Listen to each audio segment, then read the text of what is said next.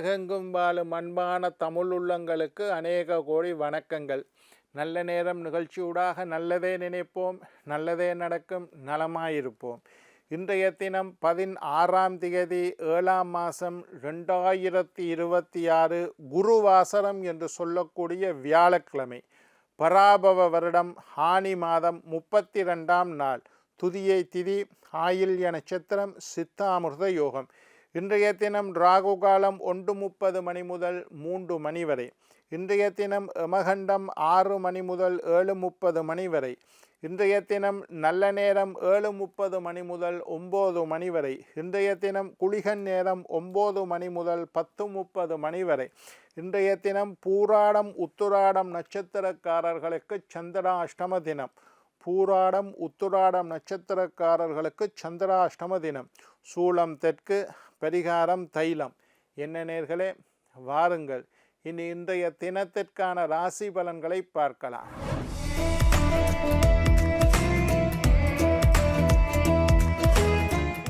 மேஷம் புகழ், ரிஷபம் தெளிவு, மிதுனம் ஆக்கம், கடகம் விவேகம், சிம்மம் உயர்வு, கன்னி போட்டி, துலாம் தனம், விருச்சிகம் பயணம், தனுசு எதிர்ப்பு, மகரம் ஓய்வு, கும்பம் வரவு, மீனம் நன்மை.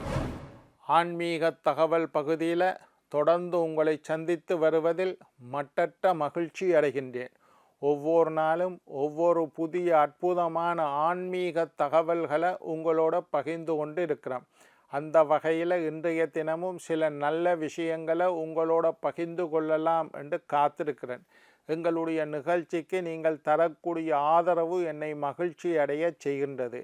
எங்களுடைய நிகழ்ச்சி சம்பந்தமாக ஜோதிடம், ஆன்மீகம், வாஸ்து சம்பந்தமாக உங்களுக்கு ஏதாவது சந்தேகங்கள், கேள்விகள் இருப்பின் சக்தி டிவி நல்ல நேரம் நிகழ்ச்சி தயாரிப்பாளர் கீழ்கண்ட முகவரிக்கு கடிதம் மூலம் என்னை தொடர்பு கொண்டால் தொடர்ந்து வரக்கூடிய நிகழ்ச்சிகளில் தகுந்த கேள்விகளுக்குண்டான பதில்களை தொகுத்து தர காத்திருக்கின்றேன். சரி, இன்றைக்கு என்னத்தை பற்றி பார்க்க போகிறோம்னா, எப்போதெல்லாம் ஜாதகம் பார்க்கலாம் என்றதை பற்றி நேற்று பேசினேன். அதனுடைய தொடர்ச்சி இன்றைய தினம்.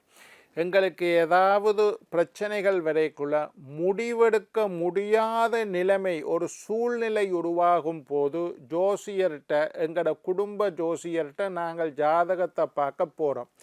எல்லாருக்கும் தெரியும், குடும்ப வைத்தியர் என்ற ஒரு வைத்தியரை வச்சிருப்பீங்க. சின்ன சின்ன விஷயத்துக்கெல்லாம் இந்த குடும்ப வைத்தியர்கிட்ட தான் போவீங்க. குடும்ப வைத்தியர் தான் சொல்லுவார், உங்களுக்கு தனக்கு இயலாத விஷயத்தில் இதில் ஒரு பிரச்சனை இருக்குது, நீங்கள் ஒரு ஸ்பெஷலிஸ்ட்டை போய் பாருங்கோ என்று குடும்ப வைத்தியர் மூலமாக தான் ஸ்பெஷலிஸ்ட்டை போவீங்க. குடும்ப வைத்தியர் அது மாதிரி பல பேர் குடும்ப ஜோதிடரை வைத்திருக்கின்றார்கள். நான் எல்லாம் பல பேருக்கு குடும்ப ஜோதிடராக இருக்கிறேன்.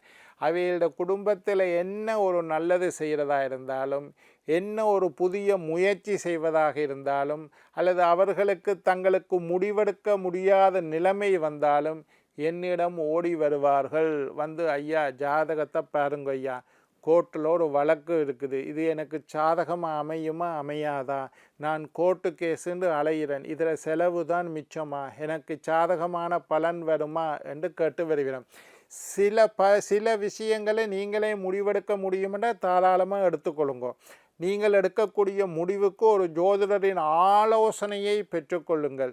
உங்களுக்கு முடிவெடுக்க முடியாத நிலைமையில் எங்களுடைய அறிவை பயன்படுத்தி நான் 2 நாளாக யோசித்து பார்த்துட்டேன் ஐயா, என்னால் ஒரு முடிவுக்கு வர முடியவில்லை, எது சரி எது தவறு என்று என்னால் அறிந்து கொள்ள முடியவில்லை. உங்களுடைய ஜோசியத்தை கொண்டு போய் உங்களுடைய குடும்ப ஜோதிடரிடம் காட்டுங்கள். அவர் உங்களுக்கு தகுந்த ஆலோசனையை வழங்குவார். ஜோதிடர் என்பது ஜாதகம் பார்க்கறது இல்லை, ஒருத்தரோட பிரச்சனைக்கு தகுந்த ஆலோசனை வழங்குவது. சில பேருக்கு தீட்டுது, எங்களை இவர் இறந்துட்டார் ஐயா, எனக்கு தீட்டு, எங்களுடைய மாமாவின் மகன் இறந்துட்டார், மாமாவின் அப்பா இறந்துட்டார், எனக்கு தீட்டு இருக்கா இல்லையா, ஜோசியர் தான் இதுக்கு பதில் சொல்லுவார். அதே மாதிரி நான் கோயிலுக்கு போகலாமா போகக்கூடாதா ஜோசியர் சொல்லுவேன். இப்போ ஆடி மாதம் வருது, எப்போ ஆடி அமாவாசை வருது, நான் ஆறாருக்கு செய்யணும் செய்யக்கூடாது ஜோசியர் சொல்லுவேன். எங்களோட அப்பா இறந்து போனார் ஐயா 25ஆம் தேதி 3ஆம் மாதம் 2025 இறந்துட்டார். இந்த வருஷம் ஆண்டு திவசம் செய்கிறதுக்கு எப்போ திதி வருது ஜோசியர் சொல்லுவார். என்னுடைய மகள் ருதுவாயிட்டா ஐயா ஜோசியர் சொல்லுவார். இந்த மாதிரி பல விஷயங்களை ஜோதிட ரீதியாக நீங்கள் அறிந்து கொள்ளலாம்.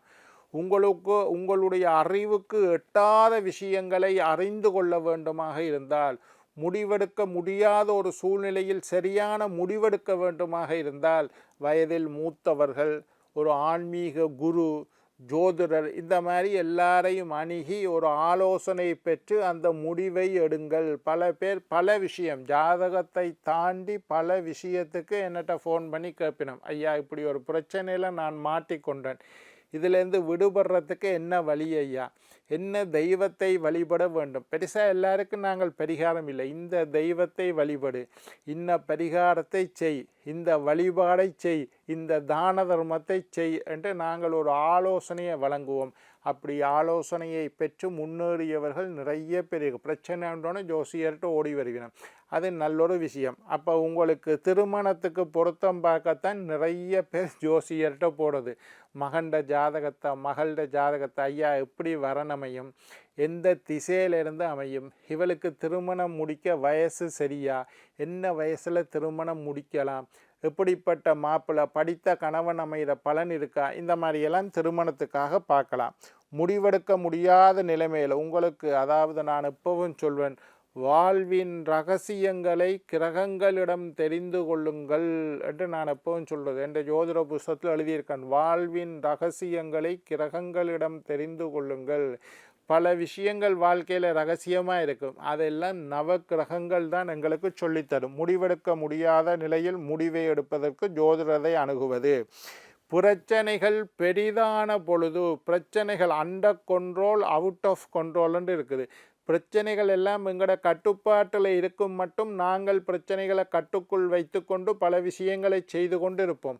ஒரு நேரத்தில் தலைக்கு மேலே தண்ணி போயிட்டுது ஐயா, இனி முளம் போனால் என்ன சான் போனால் என்ன, தலைக்கு மேலே தண்ணி வந்துட்டு அதுக்கு பிறகு முளம் போனால் என்ன சான் போனால் என்ன என்று சொல்வது போல, எங்களுடைய கட்டுப்பாட்டை மீறி பிரச்சனைகள் வரும்போது ஜோதிடரை அணுகுவது ஒரு முறை. பிரச்சனை எங்களோட கண்ட்ரோலில் இல்லை, எங்களோட கண்ட்ரோலை மீறி போயிட்டுது என்றால் ஜோதிடர்கிட்ட போடுறது. பிரச்சனை பெருசாக போகுது, எனக்கு வியாபாரத்தில் நட்டம் வந்துட்டு ஐயா, தொழிலில் இருந்து என்னை விலத்திட்டாங்கள், எந்த புள்ள ஒழுங்காக படிக்குதில்லை, திருமணத்தில் டைவர்ஸ் ஆகிட்டு கோர்ட்டு கேஸு வம்பு வழக்குண்டு போகுது, என்னுடைய பிள்ளைகள் சேர்ந்து வாழ்கின்றார்கள் இல்லை, பிள்ளைகளுக்குள்ள பிரச்சனை வந்துட்டு என்னால் தீர்த்து வைக்க முடியலை, 2 பேர்ட்ட ஜாதகத்தையும் பார்த்து ஒரு முடிவை சொல்லுங்க ஐயா, என்னுடைய பிள்ளை குழப்படி பண்ணுது, பழக்க வழக்கம் பிழைச்சிட்டுது, என்னுடைய கட்டுப்பாட்டுக்குள்ளே என்னுடைய பிள்ளைகள் இல்லை, இதுக்கெல்லாம் ஜாதகத்தை பார்க்கலாம். பிரச்சனை பெரிய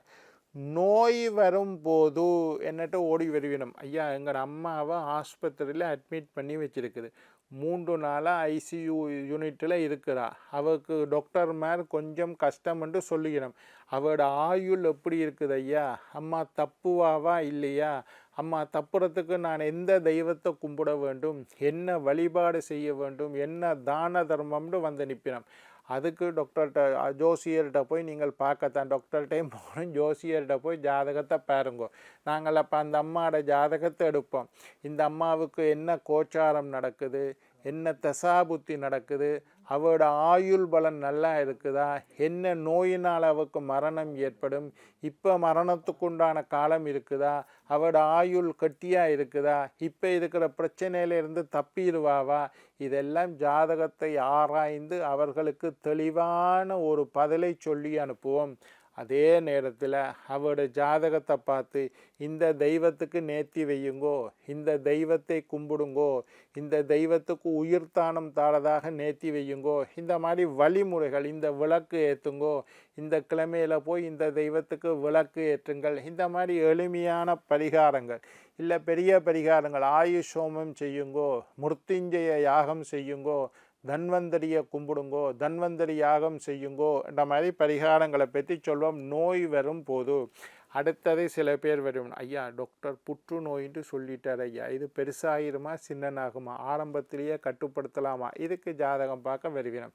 இந்த மாதிரி விபத்துக்களில் அடிபட்டுட்டா அதுக்கு ஜாதகம் கண்டங்கள் தத்துக்கள் விபத்துக்கள். என்ற மகன் மோட்டார் சைக்கிளில் அடிபட்டுட்டான் ஐயா, ஆஸ்பத்திரியில் அட்மிட் பண்ணியிருக்குது, என்ன கஷ்ட காலத்துக்கு அவன் அடிபட்டான், ஜாதகத்தை பார்ப்போம். கணக்காக இருக்கும், கண்டச்சனி நடக்குதம்மா, சனீஸ்வரன் இவருக்கு சரியில்லை, கால் பகுதி அடிபடுறதுக்கு வாய்ப்பு, ஓமையா கால் உடைஞ்சு போயிட்டுது. இந்த மாதிரி ஜாதகத்தை பயன்படுத்தி பார்க்கலாம்.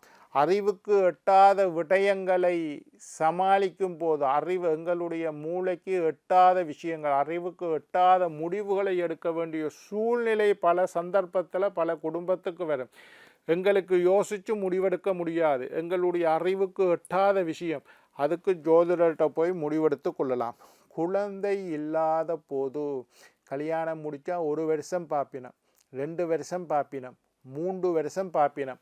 3 வருஷமாகியும் குழந்தை இல்லையா, உடனே ஜோசியர்கிட்ட ஜாதகத்தை தூக்கி கொண்டு ஓடிப்பேன். ஐயா என் மகள் கல்யாணம் முடித்து 3 வருஷம் ஆச்சு, 5 வருஷம் ஆச்சு, இன்னும் குழந்தை பாக்கியம் இல்லை என்று வருவினம். அப்போ நாங்கள் அவை 2 பேர்கிட்ட ஜாதகத்தையும் பார்ப்போம்.